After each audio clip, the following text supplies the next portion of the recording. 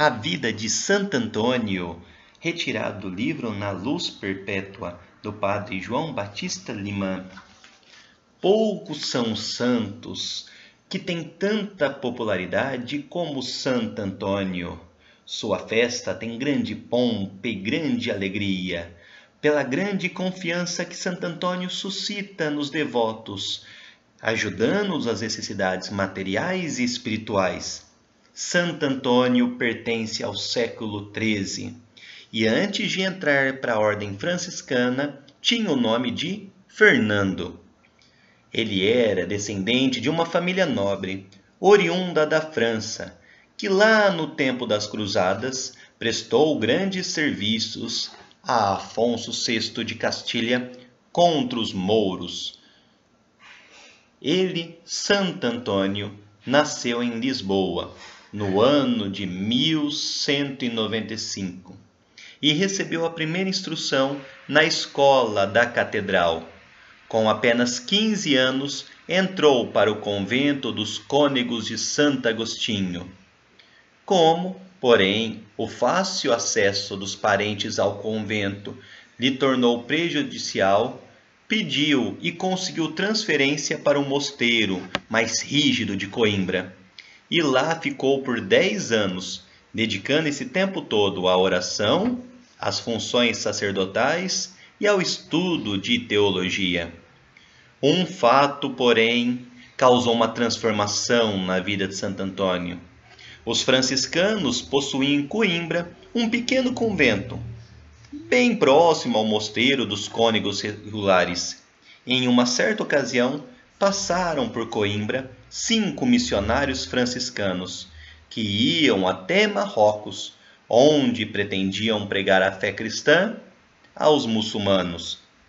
Esses missionários acharam em Marrocos a morte do martírio, e em 1220 seus cadáveres voltaram e foram com grande solenidade expostos na igreja do convento onde estava Santo Antônio. Com a licença do prior, pediu o hábito de São Francisco e mudou-se para o convento dos franciscanos, adotando o nome de Antônio. No mesmo ano, o vemos em companhia de um irmão, em uma viagem para a África. O homem põe, Deus dispõe.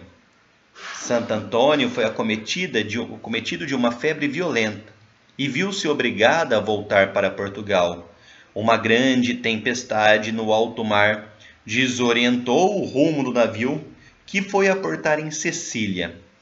Era no ano em que uma circular de São Francisco convidava os religiosos a se reunirem em um capítulo geral em Assis.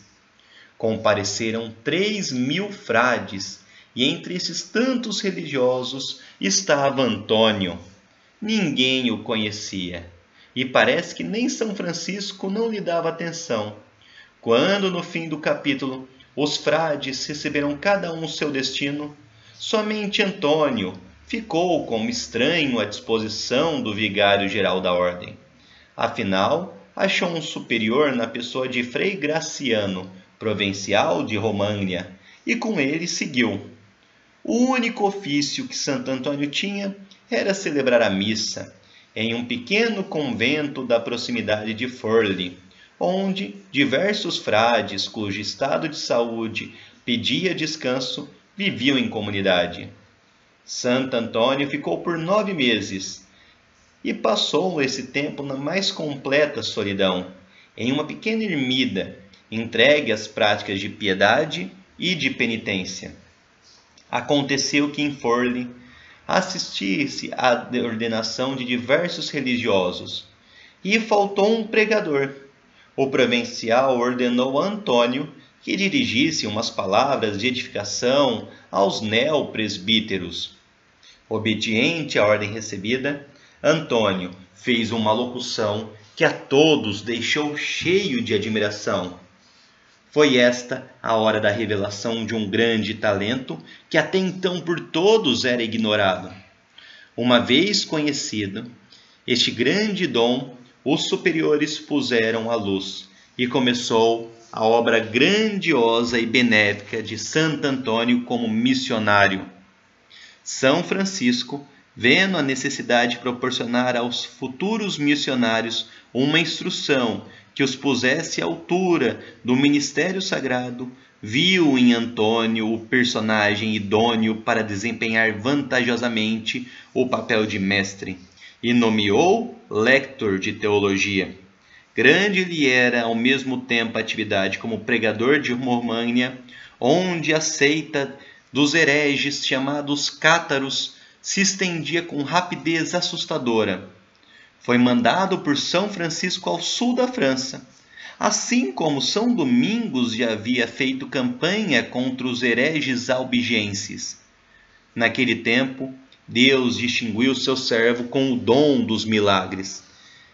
Santo Antônio, com a palavra eloquente e arrebatadora, com uma santidade de vida e com um número cada vez maior de milagres, fizeram com a heresia sofresse terríveis reveses. E após a morte de São Francisco, Santo Antônio continuou suas pregações pela Itália, desde a Florença até a Udinese. De Milão até Veneza, não havia cidade que não tivesse admirado a eloquência e os milagres estupendos de Santo Antônio. No ano de 1230, assistiu como provincial de Milão ao capítulo geral da Ordem Assis, onde fez enérgica repulsa às ideias constitucionais de Frei Elias, mandada a Roma para apresentar ao Papa Gregório IX uma nova redação das Constituições sobre o voto da pobreza. Nesta mesma ocasião, pregou diante do colégio cardinalício. Tanto era o conhecimento da Sagrada Escritura que naquele discurso deu prova que o Papa o distinguiu com um título honroso de a Arca do Testamento e arsenal das Sagradas Escrituras. De sua saúde bastante debilitada, era incansável no púlpito e no confessionário. As igrejas eram pequenas para comportar o povo que ia buscar o seu socorro. O resultado grandioso dos trabalhos de Santo Antônio, pregador, era motivado por 3 circunstâncias. A primeira era sua grande santidade. Santo Antônio era um homem de Deus e o povo chamava-o simplesmente o Santo. A segunda era o zelo e o modo particular de pregar. Assim como São Francisco, servia-se de uma linguagem popular, tomando a Sagrada Escritura, os santos padres por base de sua argumentação. Os hereges, ele conseguia refutar, não somente pela argumentação filosófica e teológica, mas desmascarava as intenções e suas práticas. Santo Antônio, talvez, não fosse o orador tão brilhante, mas o que lhe dava força às suas prédicas era a simplicidade, a clareza e a naturalidade com que falava. E, finalmente, os milagres que faziam. Era o terceiro fator que poderosamente concorreu para os seus trabalhos na vinha do Senhor terem tido tanto sucesso. E esta nota característica na vida de Santo Antônio. Se procurares milagres, diz São Boaventura no hino que compôs em honra de santo, ide a Antônio. Santo Antônio é o taumaturgo de seu século. Quem é que não tenha lido ou ouvido falar da mula do judeu, que por ordem de Santo Antônio se prostrou de joelhos na presença do Santíssimo Sacramento? Ou então não ouviu falar dos peixes que vieram à tona da água para ouvir as palavras de Santo Antônio?